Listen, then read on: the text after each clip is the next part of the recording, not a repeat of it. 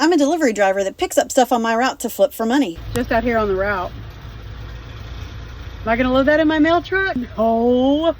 That would upset the Karen. But only the mean ones, not the nice ones that I know. For anyone super worried right now, I brought back my own truck, Ol Roja, on my own time after my deliveries were made to load this up. Whenever I get pieces off of the side of the road, especially if there's fabric involved, I always check for signs of bugs. If you have any signs that maybe a bug had Taco Bell and then went all over the seat, leave it. Generally, if there's any kind of webbing, leave it. Grab a credit card or even a piece of cardboard and run it up along the edges of everything. And if anything runs out at you, leave it. Oh, my hitch is in the way. That'll work. But where there's a will, there can be nothing that stands in the way of a woman who truly wants to load a bench in the bed of her truck. First off, we've got to make ourselves look a little bit presentable. I mean, I can make a viral video and look like absolute garbage, but heaven forbid I should go in Hobby Lobby without my hair brushed. It's not really blending. It's what happens when you use your fingers because you don't have a brush or the correct color makeup. And it doesn't look awful. Goals just don't look awful. Mostly presentable. I forgot. We have to measure. You're only a good little redneck if you carry your own tape measure with you everywhere you go. I'm a good little redneck. 22 across. That's 44, and then we'll say 7.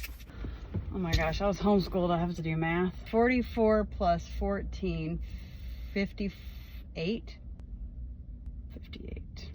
That's pretty quick, right? For being homeschooled. Okay. We'll say about 23. 35 by 58, 35 by 58, 35 by 58, 35 by 58, 35 by 58. Why write it down when you can just repeat yourself until you get there? 35 by 58. Ooh, this is nice. I like that. Ugh. But of course, it's not 40% off this week. Which means that if we wait until next week-ish, we could save 40%. But I'm in the mood to do it now. Quick interjection. Can we just stop and appreciate the fact that I'm wearing 2 pairs of glasses on my head right now? But I'm poor. We're gonna have to wait.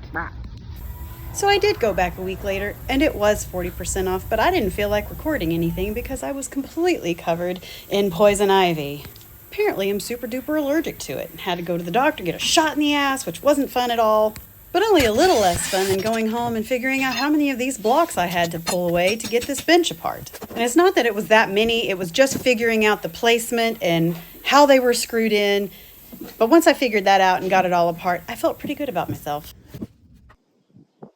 That was before I discovered the 50 bajillion 11 staples that were in this fabric. Like, the person who had this, whose trash I picked this bench out of, really must have liked this fabric because they did not want it to come off.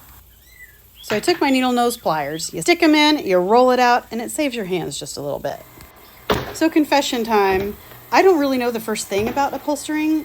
Like, maybe the first thing, not the second or third thing, definitely. So I'm just doing my best here. This is not a video about how to upholster. I'm just doing my best. Okay, upholstery people, do not come for my corners. I don't know what I'm doing. But this doesn't look too bad for someone who doesn't know what, well, except for maybe that corner. The bottom of the bench had a slight curve, which did make it a tiny bit difficult, but the top was straight across, and that was a little more easy for me to do. Now I'm taking Dixie Belle's chalk paint in the color Caviar, and I'm going to paint basic black across the bench. Then for my splash of color, I'm using Peony and a wrinkled up piece of bubble wrap, and this is my application process. And I'm kind of digging it. I think it's all right. So there's this company named Would You Bend, and they make a metallic paste. They also do all of these cool moldings, and I find myself using it a bunch on all of my pieces just to add a little bit of extra for a pretty, cheap price.